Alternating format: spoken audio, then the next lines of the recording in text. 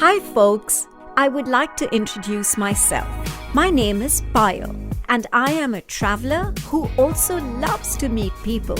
And I think a blend of both is where this concept of melting pot has come about. In my Melting Pot series, I will be talking to lots of inspiring people from different parts of the world and also from different cultures, whom I meet during all my travels. The common factor between these folks will be the desire to follow their passion and make it a way of life. So step into this melting pot and enjoy the chats. Everyone has a story to tell. But some stories are just so fascinating for me that I'm completely compelled to share them on this very, very special podcast series, Melting Pot. Today's conversation is with Subba Vaidyanathan, and it's in Singapore. Subba is co-founder of a wellness retreat in Bali. It's called Being Sattvaa, and he is also the founder of Being. We're obviously going to understand all of this when Subba starts talking to us. So just a little background to him, other than him being, the co-founder and founder of these two entities. He is a mindfulness practitioner and he's also a corporate leader. But as I understand, he's had a journey which started very, very differently, which I would like Subba, of course, to share with you, my listeners, and with me. And I would like to know, what is Subba's mantra? So thank you so much, Subba, for taking the time to talk to me today. Thank you so much, Payal. It's a pleasure to be on your show. And I'm really looking forward to our conversation today. Excellent. So am I, by the way.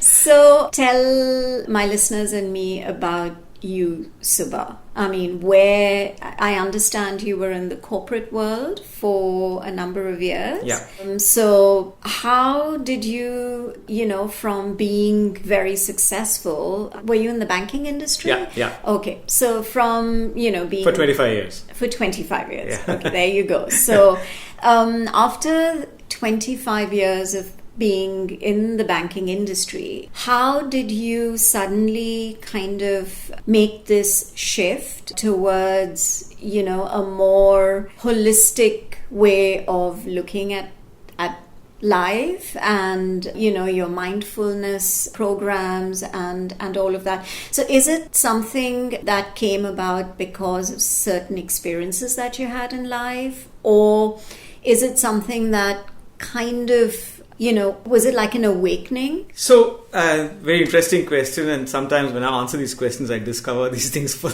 something new about myself each time. So let me go over, and I want to actually start quite some time ago.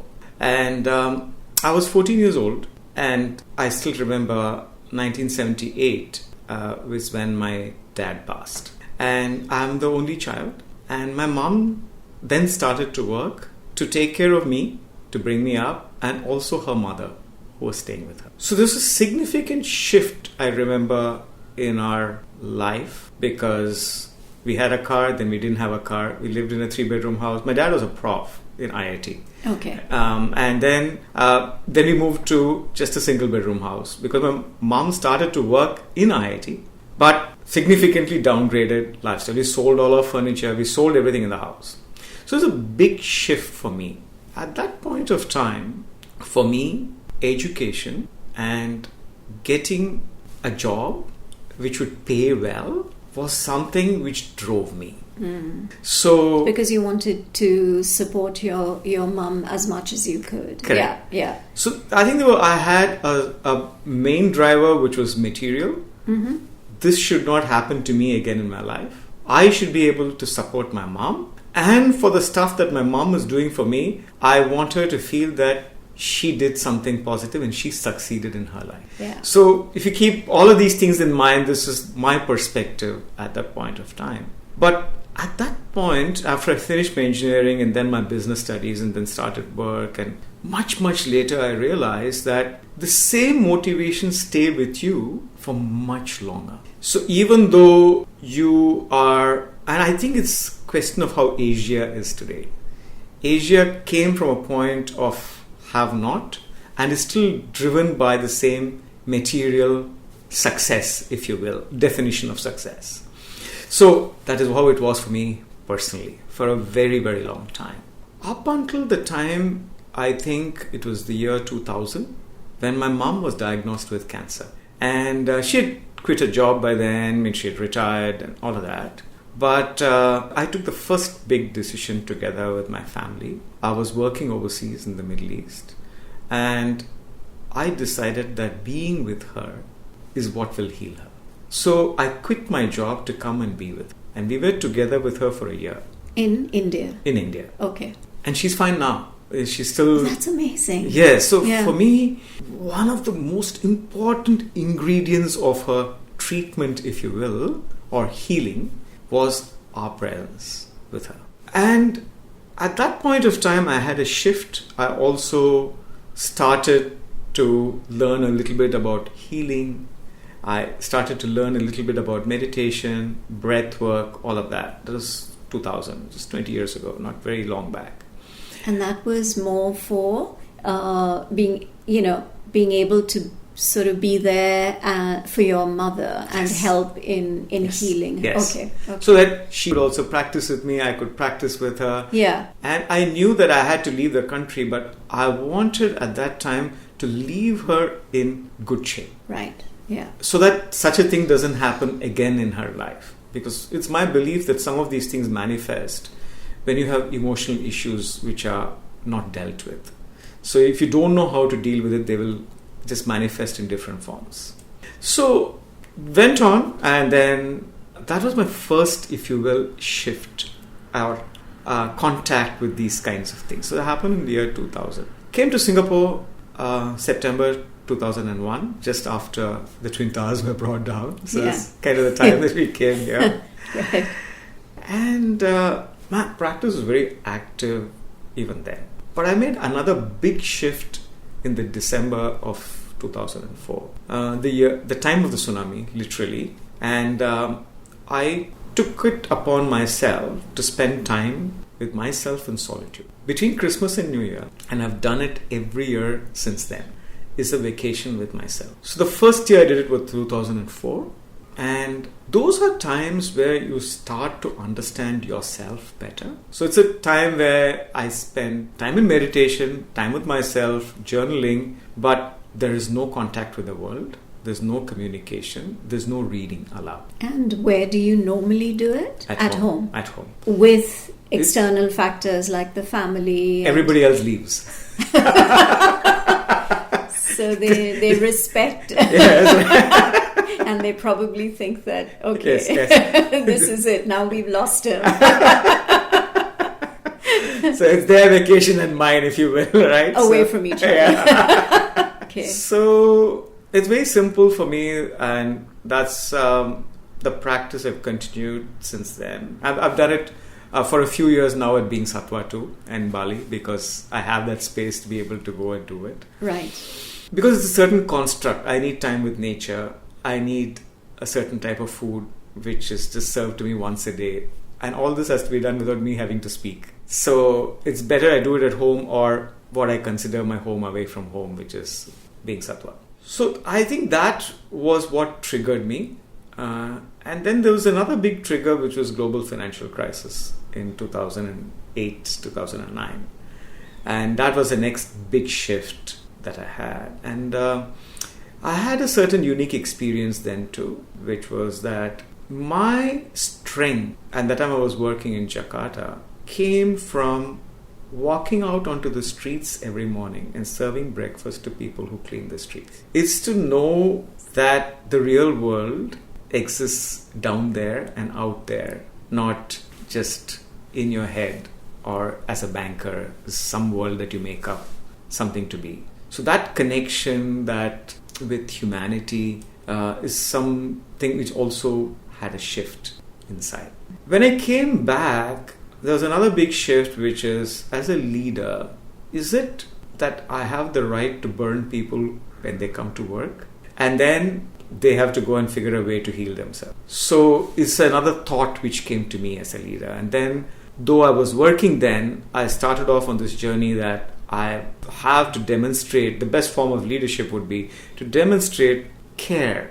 I treat them like a human rather than like a resource, if you will, a play on the words of human resource, right? Yeah. So that's when I think the shift. So you see, it's just a progressive shift, right? Yeah. So it just, for me, it just doesn't drop that way. So this has been the progressive, and I worked very hard, even during my time in the bank, with many hundreds of people in this space, of how they could physically, mentally, and emotionally address what's bothering them, and through that to be able to raise their performance. So more, I guess, work perspective, right? Yes. Yeah.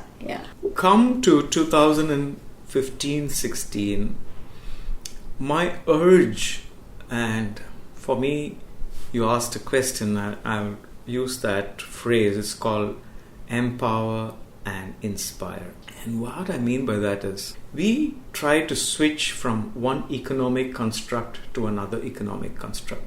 We say capitalism, we use the word socialism, we call it center right, center left, all kinds of terminologies out there for constructs of macro economic. We have social construct, we have organizational constructs. What I mean by that is non-profits, profits, for-profits, and all of those organizational constructs. We have governance constructs in terms of how countries are ruled, or the political constructs in each country. For me, if you don't address the personal construct, anything which is built on top of it will be ephemeral.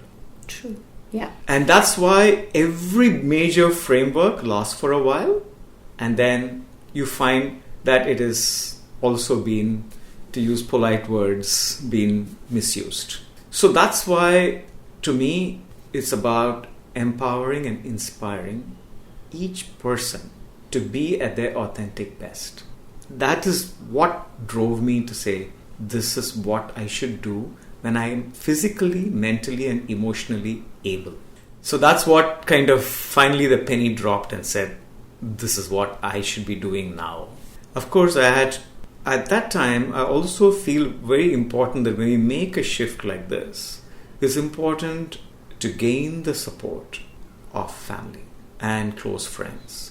It's one thing to say, this is what I'm doing, like it or lump it. But I think it's a lot more energizing if you have a conversation with them, explain your perspective, understand their perspective, and then have this buy-in and then get out and set out onto this journey together. I have been very fortunate that my family and my close friends are deeply supportive of this journey of mine. Excellent. Yeah. I think you're absolutely right. That is, once you've chosen a path and then they support you and they're in it with you, yes. which sort of helps you walk that extra mile, I think. That's so, right. yeah, that's amazing. And when you start off on a path, it's not going to be all up, or positive, or there will be downs, there will be challenges, there will be twists, there will be turns. So if you have people supporting you in these times, close to you, then, the journey is even more meaningful and even more exciting, if you will. Yeah. So tell my listeners and me about being Sattvaa and about being, which, you're the founder of. So what, I think you're in, there's a lot of it's a very holistic approach, right? For both concepts. Right. So what, if you could just separate them and then tell me what each of the entities actually, what it is that is being done. You're listening to a fusion of stories recounted for the first time ever by some fascinating people from across the globe with me, Payal, on this very unique and special podcast series, Melting Pot. So during this journey of mine, I used to go out and run small retreats, weekends, 3 days, 5 days. And these are mindfulness retreats. Okay. It's mindfulness. It is discovering your best life. It's a holistic retreat. you eat well, you live well at that time, you reflect on a few questions, you have certain practices of mindfulness which helps you in the reflection, all of that. So through this process, I discovered that what is important is when sometimes you need to go away and be able to be in a space that helps you on that journey. Right. So with that, keeping that in mind is what Renuka and me conceived being Sattvaa. And that was created as be with nature. So everywhere you go, nature speaks to you. All the common spaces are open to nature. So it's surrounded by rainforests and all common spaces. Everywhere you hear the sound of water. Everywhere you have dragonflies, butterflies, flowers. So it's about getting you to be in that space. Being engulfed in it. Yes, exactly. Okay. Even the rooms are constructed such that if you step out of the room, which you should because there's no TV in the room, so you kind of get you out and get you to spend time outside and again with nature. Right. It is built also on the principles of sustainable living. Solar, recycle water, recycle waste, grow your fruits, grow your plants, have an open kitchen, cook mainly plant-based food. Right. All of those kinds of things. And to tell people that this is accessible, this is enjoyable, this is comfortable. It doesn't need to be all painful to do something like this. Yeah. So it's to get people to think about that. So that's another thing which we had. And then, of course, the third was very important aspect, which is we wanted to employ locals. So we wanted to make sure that 70% of our staff are from around the local village or the local district. So why did you choose Bali? Why not somewhere in India or in Cambodia or, anywhere else? Why specifically Bali? So I must honestly say that many of the choices I make are made for me. So we did first seriously consider a place in India, and the first flight which we were supposed to go to do the deal got cancelled. The second flight got cancelled. So then Renuka and me spoke and said, is there a message in this for us? Right? Yeah, clearly. Definitely there was. Yeah. Also, when we didn't, because I had worked in Indonesia, so I spoke to someone there in Bali and they said, come and take a look at this. The only thing we had said is we want to be in Ubud. Because Ubud has the ecosystem for this and has the energy for this. Yeah. So we went there and it is an amazing journey for us because we found this place on our second trip. We found the architect on the same trip who gave us the plan on our third trip without asking for $1. So it's just all so spontaneous for us. And we built the place. It was ready in 18 months. We did not know how to run the place. But all the people who showed up to help us run the place, and in fact, we have not lost staff from the time we started. That's amazing. Everyone tells us it's so difficult to hold on to people in Bali and we had to tell our staff we are plant-based and that's unique and we are this kind of place. This is the kind of activities that we do here. And we do art, music, cooking, we do mindfulness, we do outbound. So we do a mixture of activities. It's not just sit and meditate kind of activities, right? So yoga, of course. But it's been an amazing journey for us. So that's being Sattvaa. Yeah. But what we also, like when you go back to my story, it's about helping people on this journey of empowering and inspiring people to find and be their authentic best. So for me, the way I think about it is, yes, you can come there and do this, but when you come back, what do you do? How do you stay on the journey? So then we constructed another layer, which is what you could do in your city. And then we constructed another layer, which is how do you keep in touch digitally? So there was a digital, there was a face-to-face, there was immersive space. This is how we conceived. And being was more the programs. We call it the software, and being Sattvaa like the hardware. Okay. So being Sattvaa is just going there and experiencing it completely, immersively. But when you go back, you can do this. Or you can start with being programs, and then you can land up at being Sattva.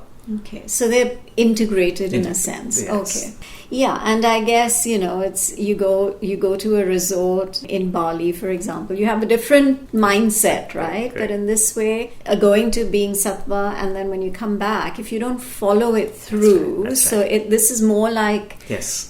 continuing Yes. with the journey that Yes. you've embarked on. Correct. So okay, And if you see some of the amazing statistics for those who are inclined by data, is that when we send out a mail to our base of people who've been with us, the mail open rate is 50%, which is like super high. yeah, And yeah. so that means it's a very engaged audience of Yeah. people who are with us. And people who believe That's in your journey That's and right. would like to sort of in some way be a part of it. That's right. Okay, That's right. that's amazing. Yeah. So it's been fantastic.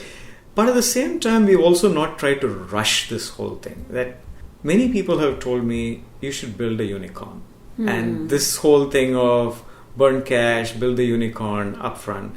And I've repeatedly said that that's not what we stand for. Right. It has to grow organically. Yeah. Absolutely. You Yeah. hit the nail on the head. Absolutely. The Yeah. way we think about it is, when we want to say authentic best, empower, inspire, sustainable living, it is jarring on the other hand to say I'm going to burn cash to build a unicorn and Yeah. I want to show the world I'm so big kind Yeah. of thing, right? Yeah. So this is exactly what you said is absolutely what we are doing. The impact, I think, is a lot higher when, and I think the sincerity of it is a lot more impactful. So, yeah, wow, that's amazing.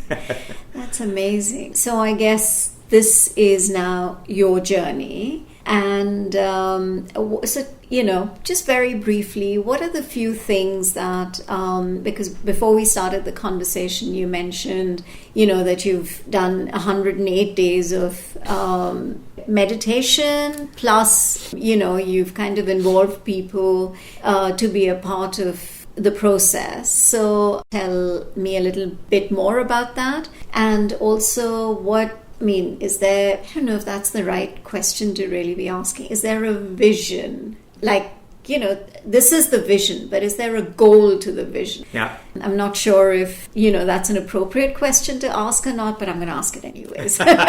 So, Sure. yeah, so there are two things here. One is, just what are the few things that you do like you have a program. So what would the program include? Yeah. That's one. And two is, like I said, what's your goal? So during these times of COVID have been very interesting because, of course, Bali is fully shut down. But on the other hand, we've done something in keeping with our values.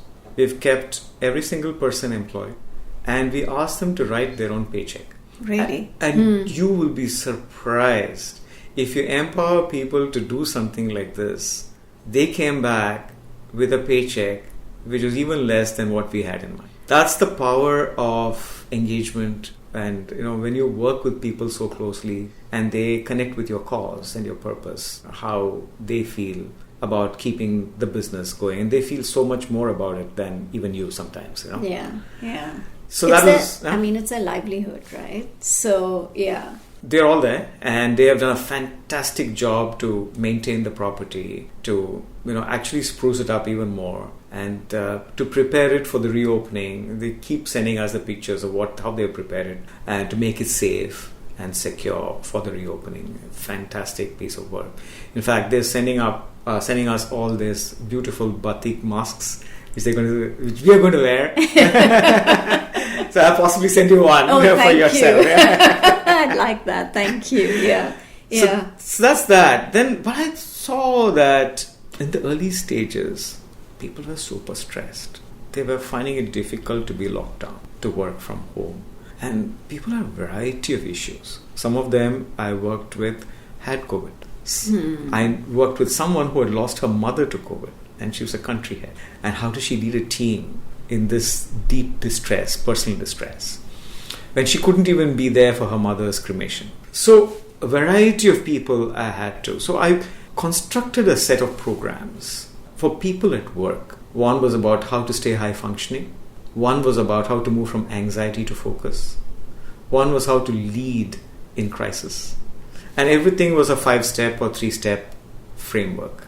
How to perform under pressure. So all of these is what I even had a 4-step program, how to get a good night's sleep, which was also a challenge in the earlier days. So true. Yeah. So in the period from March, I would say towards the end of March until now, close to 2,000 people have been touched by these programs. All over the world, or mainly Southeast Asia? I had not that it's relevant, but I had people from Ecuador and I had people from Australia and everything in between you can think of. Right. Every country you can think of in between. Pretty wide spread, but mostly I would say is Asia, but very wide. Europe, UK, US, very widespread. And people get to know and then they come. The other thing which we did was on March 19th, I had a weekly meditation, which is just come together and meditate kind of thing. And it was online, even much before. Like that's why I said it's 2.5 years back I started this online. Right. I just switched it to daily. And I thought people needed it. I thought I would do it for 30 days and I landed up doing it for 108 days. So, and we had a core community of close to 50 people who would show up every single day. I had people who had COVID, had a relapse of COVID, and then they said it's only this meditation which helped them through these times. I had people who are frontline workers, healthcare workers, who were there in this community. I had people who had lost people to COVID who were there in this community. And I had people of late even who were affected by this whole George Floyd thing who were also there in this community. So a very wide variety of people who had lost jobs, people who had all kinds of people were there in this community. And my promise to them was you'll get a new meditation every day. So to keep some surprise and fun going for them. And we just got together for 20-25 minutes every single day. So it was very powerful. Wow. And it's very fulfilling to be there for the community at this time. So otherwise, of what purpose do we exist if we're not there for people in these times? Yeah. And you mentioned that you may soon be an author, or you're putting something together for it to be a book. So one of the programs which I developed with these 16 years of my practice is a program called Superpower. And I now run this program as I don't want to use a phrase life coaching, because that's not what it is. I'm not coaching you. I'm helping you to discover and empower and inspire yourself. I'm just there with you on that journey. Right. So I've constructed this program which consists of 8 parts, and we're running this about how to discover your gifts, how to convert that into a superpower and to the story of your life, how to find the courage to live that life, how to bring that into your daily, how to live that life. Kind of this whole thing is what we're bringing in. So I'm working with a set of people right now, and I've more than 100 people have been through this program already. And I feel that this is the time, going back to what I said about the individual construct is the core of what the future of humanity is. And COVID has exposed many of the frameworks and many of the, I would say, the problems we have in this personal construct. And I feel this is the time. I just started work on this literally a few weeks ago. Okay. And I'm working with someone to hopefully bring this to life. Wow, that's amazing. I'm looking forward to it. Thank you so much, Subba. I mean, is there any sort of closing note that you would like to share with the listeners? There's only one thing that I would like to leave as a reflection for all of us. And that is that if every one of us can feel comfortable in our skin, can feel that I'm here with these gifts and to make this contribution to the world. Bronnie Ware put this out beautifully in her top 5 regrets of dying. the number one regret of a person on his deathbed was, I wish I had the courage to live a life true to myself and not what others expected of me. So I think it's a lifelong journey, but if we could be that, we will feel confident in who we are. We will not feel insecure. And that gives huge power to us to be present for each other, to be caring and sharing, and contributing and making a positive impact. Not winning and succeeding, but being who you are and being together as one. That's amazing. Thank you so much. Thank you, Payal. I really enjoyed this conversation. It was riveting. Thank you. Thank you. A banker to a mindfulness practitioner, Subba has a certain warmth and natural ability to draw anyone towards him. He uses a very holistic approach in life, empowering people and helping them to manage stress in this very, very hectic lifestyle that is being led in today's corporate environment. He's been practicing this for so many, many years and is doing so much good. I really was happy that he shared his story with me, and I absolutely cannot wait to visit Being Sattvaa, which is in Ubud, Bali, where, in their words, they mention how they incorporate a routine that includes the 4 pillars of wellness: exercise, nutrition, mindfulness practice, and rest and relaxation. So stay tuned for a lot more wonderful stories on Melting Pot